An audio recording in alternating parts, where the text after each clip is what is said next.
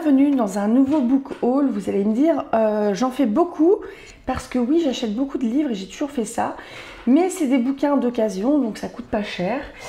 Alors, ce coup-ci, j'ai un petit peu dépassé le prix de... Enfin, mon petit budget de 10 euros. On est à 11,50 et encore, je me suis réfrénée parce qu'il y avait un livre qui me plaisait bien, que je vais sans doute, si je le retrouve, je vais le reprendre. On est comme d'habitude au rayon occasion de chez Auchan.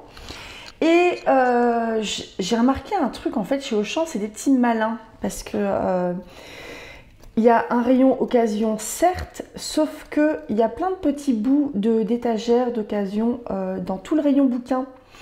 Ce qui fait que j'avais pris, je crois que j'étais à 8 euros, je faisais j'aimerais bien aller jusqu'à 10 tout pile, j'aime bien les chiffres ronds. Et ce qui fait que j'ai cherché en fait d'autres livres et j'ai découvert les autres rayons occasion et donc j'ai dépassé un peu, ce qui n'est pas bien grave. Il n'y a pas vraiment de thématique. On va commencer par un livre à 1 euro, c'est Les Druides des philosophes chez les barbares de Jean-Louis Bruno chez Point Histoire avec une photo de Stonehenge. Photochrome. C'est un livre de 2015. Je vais juste vous lire le 4e de couverture parce que je pense que ça n'a pas un intérêt fou de lire le début, mais je vous dirai un peu la table des matières. Donc, les druides. Qui sont les druides? Depuis l'Antiquité, ils suscitent un étrange intérêt. S'ils ont eux-mêmes cultivé le mystère, mythes et idéologies ont contribué à brouiller davantage leur image. Prêtres, magiciens, devins, les fonctions qui leur ont été attribuées sont aussi diverses que contradictoires. La recherche qui est menée ici prend l'allure d'une enquête policière où toutes les pistes sont ouvertes.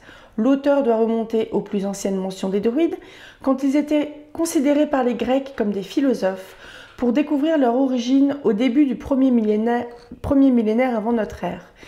De là, il peut reconstituer leur histoire et celle des représentations dont ils ont fait l'objet jusqu'à nos jours. Avec eux, c'est aussi une nouvelle image de la Gaule qui se dessine, loin des préjugés et des images d'Épinal. Donc Jean-Louis Bruno, il est directeur de recherche au CNRS, il a dirigé de nombreuses fouilles archéologiques. Il est notamment l'auteur de Nos ancêtres les Gaulois chez Seuil, Point Histoire en 2012. C'est Cripiti. Donc il a écrit notamment Guerre et religion en Gaule, le sacrifice humain en Égypte ancienne et ailleurs. Les Gaulois expliqués à ma fille, Voyage en Gaule, les Gaulois, Alésia, les Celtes, histoire d'un mythe. Donc c'est très documenté. Ah ouais, il y a vachement de notes à la fin. Il y a une bibliographie sélective et je viens d'en repérer une. Voilà, celle-là je l'ai, Les Druides de... Je crois que c'est Christian-Jacques Guillon-Var et François Leroux. Aux éditions Ouest France 1986. C'est un énorme bouquin jaune. On a vachement de... On a un index général avec plein de trucs, symboliques et compagnie, index des noms de personnes, et la table des matières. Il y a en grande partie, première grande partie, le mythe des druides, donc le mythe du druide dans l'Antiquité, le mythe français du druide. Deuxième partie, les origines, les druides et la philosophie grecque, le monde d'où sont issus les druides, le philhellénisme des Gaulois et l'influence de Marseille, des élèves de Pythagore, point d'interrogation. Troisième partie, les druides dans la société, Poséidonios d'Apamée et la Gaule, la religion gauloise, les druides, leur pouvoir et leur rôle, Diviciac et la disparition des druides, survivants et imposteurs. Donc c'est un petit bouquin, hein. Je pense que c'est une thèse, hein. Il fait un peu plus de 300 pages, quasiment, on n'est pas loin des 400. Et en fait moi, je suis brésou, donc ça c'est des thématiques qui m'intéressent, qui m'ont toujours intéressée, j'aime bien lire là-dessus. Et en fait c'est tellement lointain que on peut avoir que des préjugés entre guillemets sur les druides. Enfin moi je suis pas historienne, mais ça m'a toujours intéressée. Deuxième livre, Naufrageurs des côtes bretonnes. Donc c'est des textes rassemblés par Éric Rondel. On est chez Mer et Aventure. Je ne connais les éditions Astour. Ça date de 2007, donc c'est vraiment du local, ça a été imprimé à Guingamp. Et c'est un recueil, du coup, c'est une anthologie de nouvelles. Résumé. Jusqu'au milieu du 19e siècle, des paysans bretons, que la pauvreté pour certains ou le goût du sang pour d'autres motivait, se transformaient en naufrageurs dès qu'un coup de vent menaçait les côtes. Dès qu'un navire était signalé en difficulté, on les voyait se diriger par familles entières vers les grèves, armés de pics, de crocs, de haches, prêts à récupérer par tous les moyens ce que la mer leur rejetait et qu'ils voyaient comme un don de Dieu pour une population pauvre. Et bientôt, dans la nuit noire, une lueur semblant danser au-dessus des flots en furie, comme le fanal d'un vaisseau ballotté sur les vagues, trompait les navires en difficulté en leur indiquant une mauvaise direction. C'était une vache, aux jambes entravées, cheminant sur la terre, aux cornes de laquelle on avait attaché une torche. Ainsi trompé, le capitaine dirigeait son bateau vers ce qu'il pensait être le salut, mais qui n'était que des rochers. Et de Concarneau à Audierne, de Quiberon à Carnac, de Ouessant à Saint, du Conquet à Bréa, et même dans la région de Saint-Malo, des pilleurs d'épaves qui priaient pour voir de violentes tempêtes s'élever et amener de riches vaisseaux à se briser sur leurs rochers, se jetaient sur tout ce qui flottait encore. Alors, je ne vais pas vous lire de bout de nouvelles parce que c'est court. Donc, au niveau de la table des matières, il y a les naufrageurs ont-ils existé? Histoire du droit de Brie. Brie, brisse comme le bris de glace. Il y a 1, 2, 3, 4, 5, 6, 7... Il y a 8 nouvelles. Les naufrageurs de la pointe du Raz. L'auteur nous décrit la cupidité de certains commerçants de Douarnenez qui se servaient de la tradition des naufrageurs de la région de Pontcroix et d'Audierne pour assouvir leurs besoins d'argent. Et c'est une nouvelle de Armand Dubarry. Il y a Naufrageurs des côtes bretonnes au XIXe siècle, un récit historique sur la vie des naufrageurs et du sauvage d'Audierne. C'est quand même de la bonne nouvelle, de Émile Souvestre. Donc lui, je connais, c'est un... Enfin, je ne suis pas sûre de l'avoir lu, mais c'est un auteur breton qui doit être libre de droit maintenant. Nous avons de la mythologie à la réalité, étude très fouillée des naufrageurs au fil des millénaires. C'est de Léon Renard, je ne connais pas. C'est dans le livre Les Phares, publié en 1867. Les ravageurs de Plounéal, ce récit nous entraîne dans la férocité des naufrageurs des côtes nord du Finistère. C'est de Alfred de Bréa. Les épaves de l'océan. Les habitants de Quiberon et de Carnac se disputent les épaves rejetées sur leurs territoires respectifs. Oula, ça va être un énorme... C'est une étude, ça, en fait. C'est pas des nouvelles du tout, en fait. C'est une anthologie de textes. Je sais pas comment on dit ça. C'est de Alfred Driou. Et celle-là, elle fait 130 pages. Hein. On a Anne des Îles. Récit où se mêlent astucieusement la réalité, le fantastique et la magie sur la création d'Audierne et de l'île de Saint. C'est de Paul Féval, donc c'est un autre auteur local que je connais aussi, qui a dû recueillir notamment des contes. C'est un collecteur de contes, il me semble bien. Nous avons l'épave de la Tremblade, un plongeon dans les parages tempétueux de l'île d'Ouessant, où une bande de pilleurs tue sans pitié les rescapés des naufrages après les avoir dépouillés. C'est un texte d'Emmanuel Gonzalez. Et enfin, nous avons le moulin de Trompe-Souris, histoire d'un moulin que l'on dit hanté par le diable dans les veillées du pays de Saint-Malo. En réalité, la plaque tournante d'un réseau de contrebandiers. Bah oui, c'est bien de dire qu'il y a des fantômes comme ça, on leur fout la paix. Et c'est de Charles Delon. Donc j'ai l'impression qu'il y a à la fois du récit et de l'étude. Donc à prendre avec des pincettes parce que c'est de l'étude qui date quand même. Mais les naufrageurs, je pense que c'était vraiment quelque chose historiquement qui se tenait.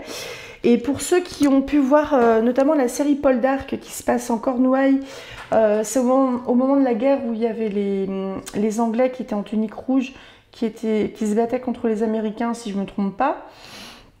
Donc je pense que c'est 19e siècle, un truc comme ça, 18e. Paul d'Arc qui revient sur ces terres où au niveau du village, ils sont un peu tous quand même dans la misère avec les mines qui ferment, etc.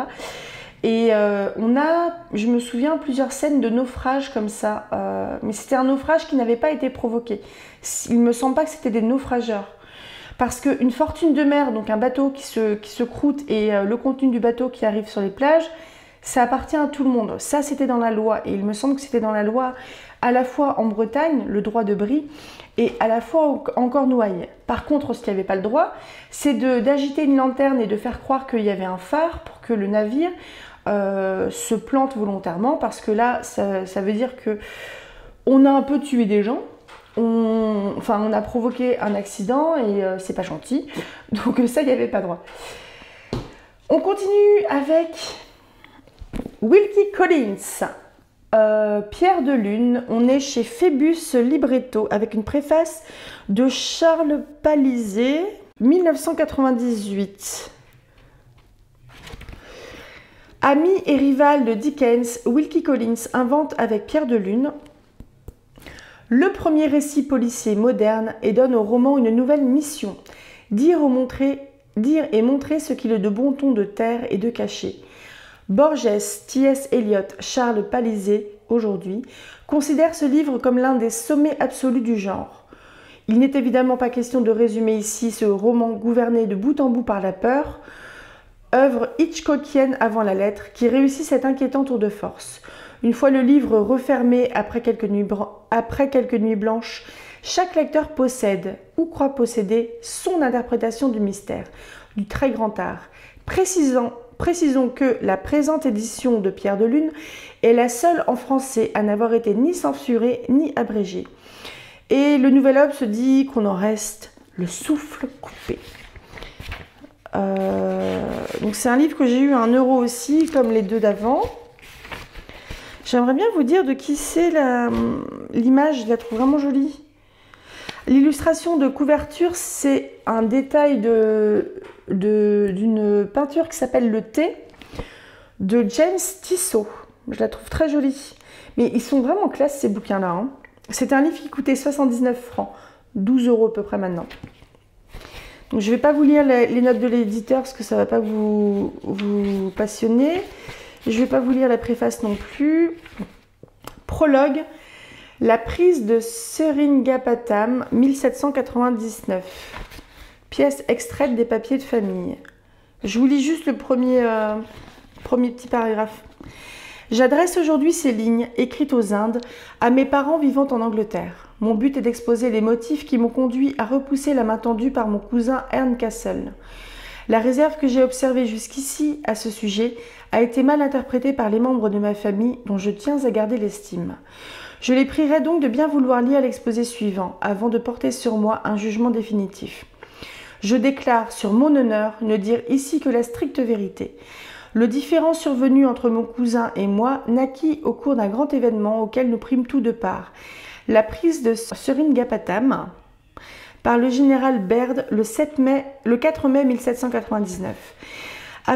Afin que vous compreniez parfaitement les faits, je dois revenir à la période précédant l'assaut, alors que se répandait dans notre camp la rumeur qu'un trésor était enfermé dans le palais de Seringapatam. Je vais m'arrêter ici. Est-ce que c'est toujours...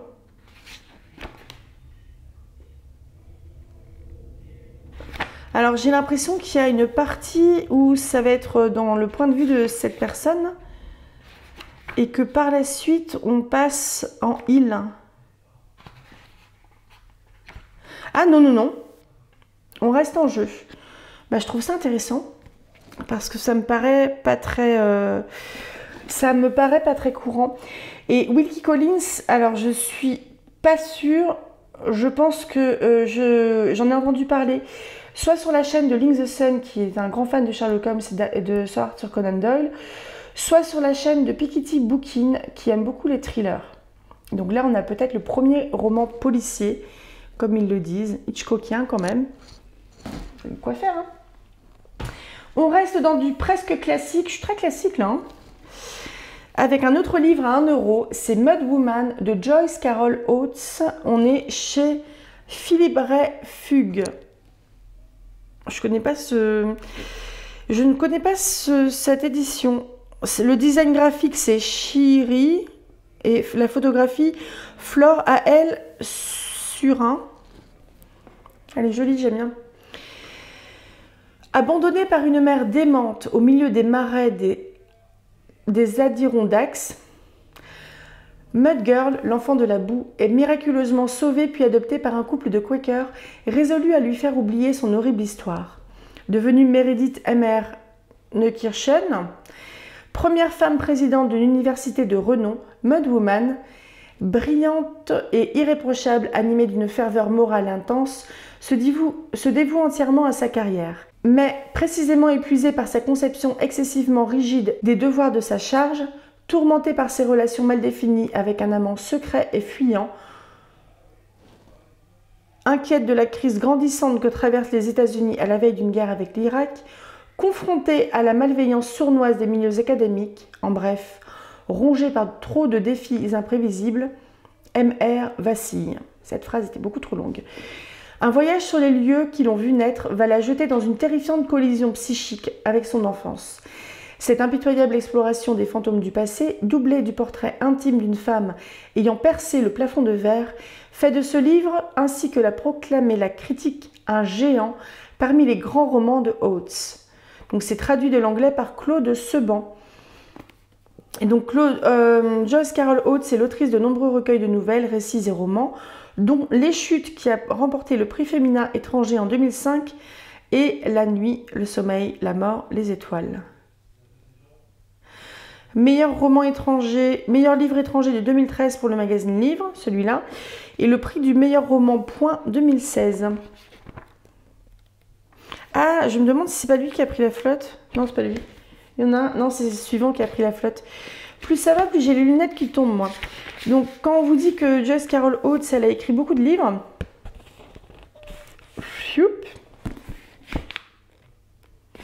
c'est pas fini. Elle a écrit ça aussi.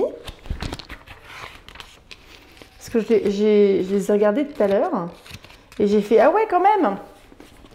Et tout ça. 2013 pour la traduction française et 2012 par The Ontario Review. Ontario, c'est Canada, non? C'est HarperCollins. Je vais vous lire un petit bout des premières lignes. Donc le premier chapitre s'appelle Mud Girl, donc la fille boue, sur la terre de Moria, M-O-R-I-H. C'est pas comme la Moria. Avril 1965. Tu dois être préparée, dit la femme. Préparée n'était pas un mot que l'enfant comprenait. Prononcé par la femme, préparée était un mot calme et lisse, comme l'eau miroitante des marais de la Black Snake, que l'enfant prendrait pour les écailles d'un serpent géant quand on est tellement près du serpent qu'on ne peut pas vraiment le voir. Car c'était ici la terre de Moria, disait la femme, cet endroit où elles étaient arrivées dans la nuit, cet endroit qui leur avait été promis, où leurs ennemis n'avaient pas d'empire sur elles et où personne ne les connaissait, ni ne les avait même jamais aperçues. La femme parlait de sa voix d'eau miroitante, calme et lisse, et ces mots étaient prononcés uniment,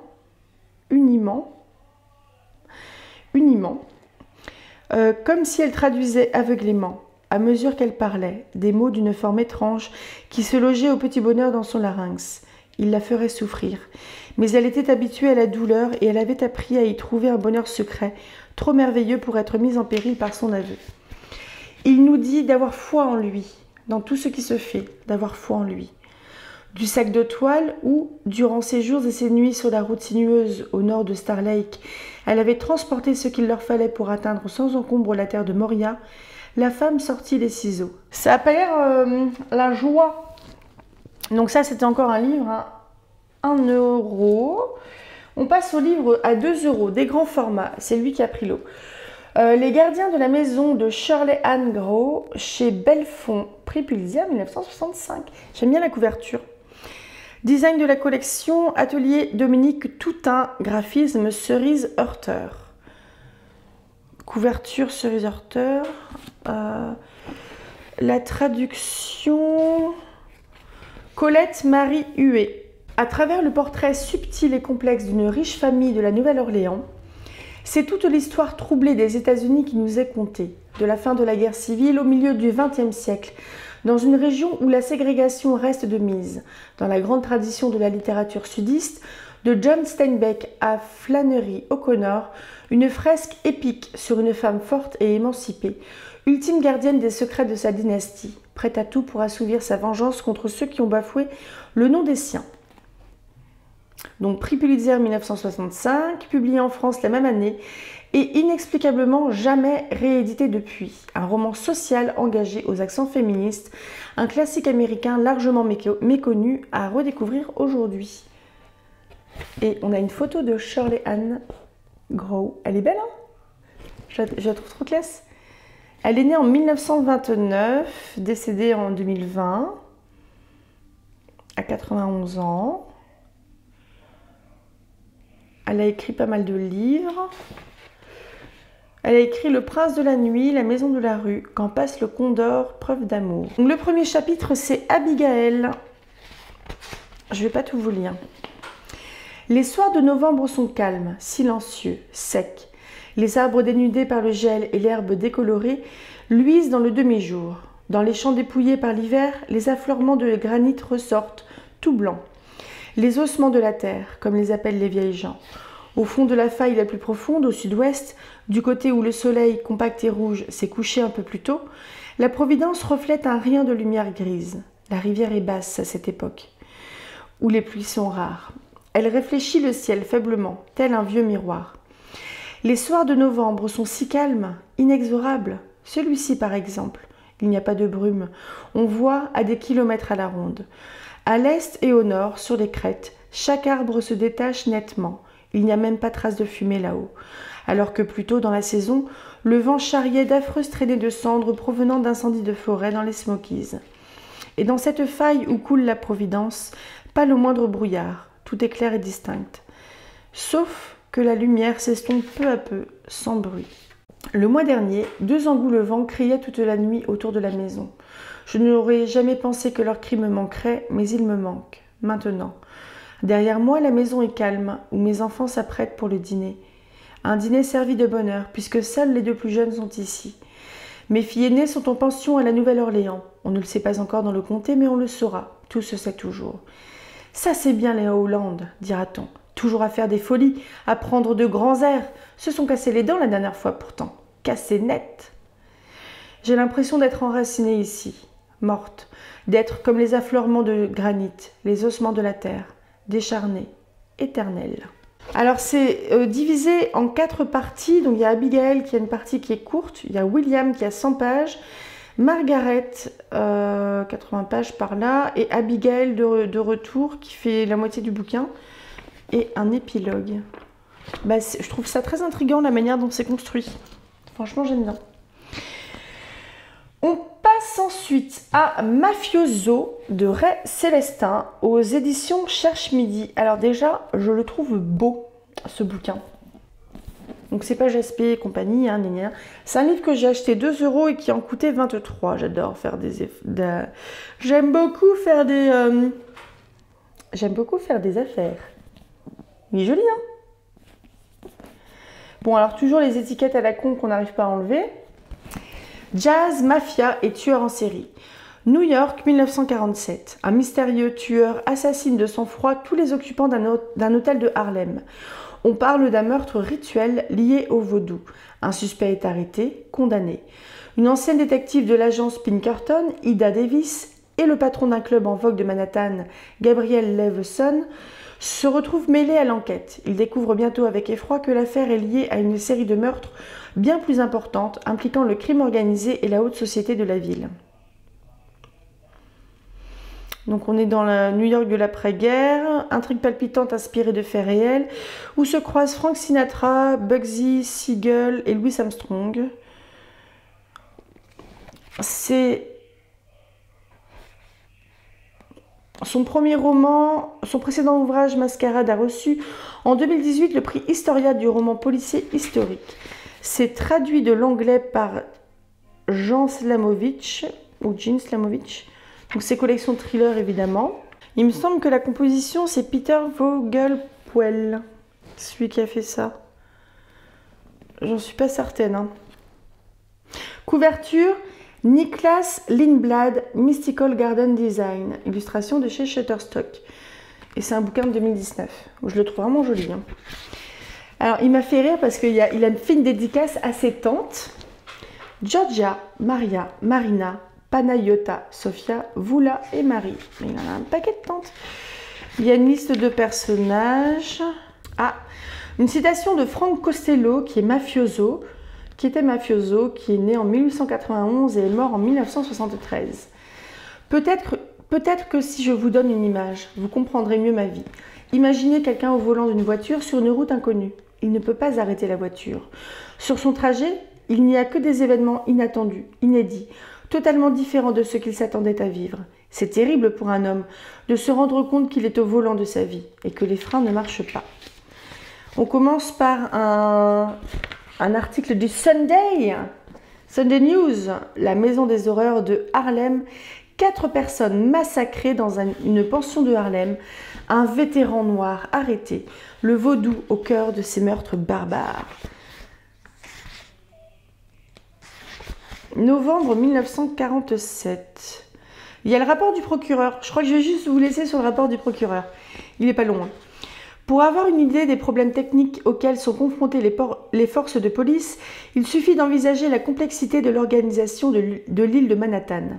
2 millions d'habitants, aux origines, races, religions et couleurs variées, et 3 millions de personnes transitent chaque jour, tassées sur un territoire de moins de 60 km². C'est l'espace le plus congestionné au monde et aussi celui qui possède la plus forte densité d'actes criminels. Nulle part le crime ne possède une variété aussi imaginative. Il n'existe pas non plus de lieu où un criminel puisse aussi facilement se fondre dans la foule. Donc c'est le rapport du procureur du comté de New York en 46-48. Ça met un petit peu dans l'ambiance. Et on passe à un énorme bébé plus récent qui a coûté 3,50 €. Et en fait, je me tâtais à prendre la suite qui me disait un petit peu moins, mais comme c'est une suite quand même, je me tâte, sachant que c'est dans le même monde, on va dire, mais ça a l'air d'être Tome Compagnon. Donc, Le pays du nuage blanc de Sarah Lark. On est aux éditions Archipoche. Couverture PH Thinkstock. À mon avis, c'est du libre de droit aussi. Je l'aime bien. Église anglicane de Christchurch en Nouvelle-Zélande recherche jeunes femmes honorables pour contracter mariage avec messieurs de notre paroisse, bénéficiant tous d'une réputation irréprochable. Londres, 1852. Hélène, préceptrice, décide de répondre à cette annonce et de tenter l'aventure. Sur le bateau qui l'amène au pays du nuage blanc, elle fait la connaissance de Gwyneira, une aristocrate désargentée promise à l'héritier d'un magnat de la laine. Ni l'une ni l'autre ne connaissent leur futur époux. Une nouvelle vie, pleine d'imprévus, commence pour les 2 jeunes femmes qu'une amitié indéfectible lie désormais. Cette saga portée par un puissant souffle romanesque révèle le talent d'un nouvel auteur, dans la tradition de Colin McCullough et de Tamara McKinley. La suite du pays du nuage blanc, c'est Le chant des esprits. Je vérifierai s'il n'y a pas 15 bouquins par la suite. S'il y a juste l'autre qui fait... Enfin, s'il y a juste Le chant des esprits, j'irai l'acheter. C'est traduit de l'allemand par Jean-Marie Argelès. Et ça a été publié en 2014. Et c'est un beau bébé de... Ah, je pensais que ça allait être plus gros que ça. Un peu plus de 700 pages. Ce livre a été publié sous le titre Himmlanderweißen Wolke par Beistelube, Cologne, 2007. Céline, si ça t'intéresse, gros pavé. Le regard d'Hélène s'arrêta un bref instant sur la modeste annonce du bulletin paroissial qu'elle avait parcouru en diagonale pendant que ses élèves étaient absorbés par un exercice de grammaire. Elle aurait préféré lire un livre, mais William, par ses questions incessantes, l'empêchait de se concentrer. À l'instant encore, le garçon de 11 ans releva sa tignasse brune. Dans le 3e paragraphe, Miss Davenport, est-il écrit qui ou que ? Hélène repoussa avec un soupir sa lecture et pour la énième fois de la semaine expliqua la différence entre la proposition relative et la subordonnée. Je sais plus ce que c'est. Le fils cadet de Robert Greenwood, son employeur, était un gentil garçon, mais pas une lumière. Il avait perpétuellement besoin d'aide, oubliait les explications plus vite qu'elle ne les donnait, et n'avait qu'un talent, émouvoir les adultes en prenant un air désemparé et les faire fondre de sa douce voix de soprano. Sa mère, Lucinda, tombait chaque fois dans le panneau. Il suffisait au jeune garçon de se pelotonner contre elle et de lui proposer une occupation commune pour qu'elle annulât les heures de rattrapage imposées par Hélène. Aussi, William ne savait-il toujours pas lire couramment, et la dictée la plus facile était pour lui un obstacle insurmontable. Le voir un jour entrer dans un établissement prestigieux, Eton ou Oxford, comme en rêvait son père, était exclu.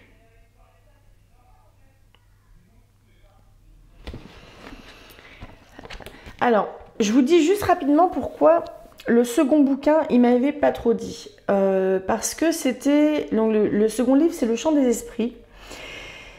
Ça parlait un peu d'une petite star de l'époque, une petite star de la chanson. Je me suis dit, bof. Donc ça a l'air vraiment centré sur la chanson.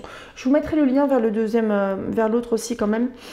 Par contre, celui-là, pourquoi ça m'a intéressée? Parce que, évidemment, la leçon de piano. Je ne sais pas si vous avez vu ce film, que j'ai vraiment trouvé très beau sur plein de points. Autant le personnage principal qui est muette, elle n'est pas sourde, elle est muette. On va dire c'est plus un mutisme traumatique. Elle comprend tout ce qui se passe, elle sait parfaitement se faire comprendre, elle parle le langage des signes avec sa fille, donc qui est une fille naturelle qu'elle aurait eue avec son prof de piano. Et cette nana-là, en fait, elle est mariée petit peu quand même contre son gré avec un propriétaire terrien qui vit en Nouvelle-Zélande. Et donc, avec sa fille qui est Anna Paquin, qui était toute petite, qui devait avoir 10 ans, elle est envoyée dans les colonies en Nouvelle-Zélande. Donc, elle arrive, il y a un sacré décalage culturel avec la population locale. Son mari, c'est un peu frisqué, on va dire, au niveau de l'accueil. Puis lui, il veut une femme qui écoute et compagnie, alors que elle est plutôt libre, plutôt très libre même. Et je pense qu'elle a été éloignée aussi de base parce que elle a quand même eu une aventure avec son prof de piano. Elle a une gamine qui a 10 ans, c'est un peu la honte, quoi.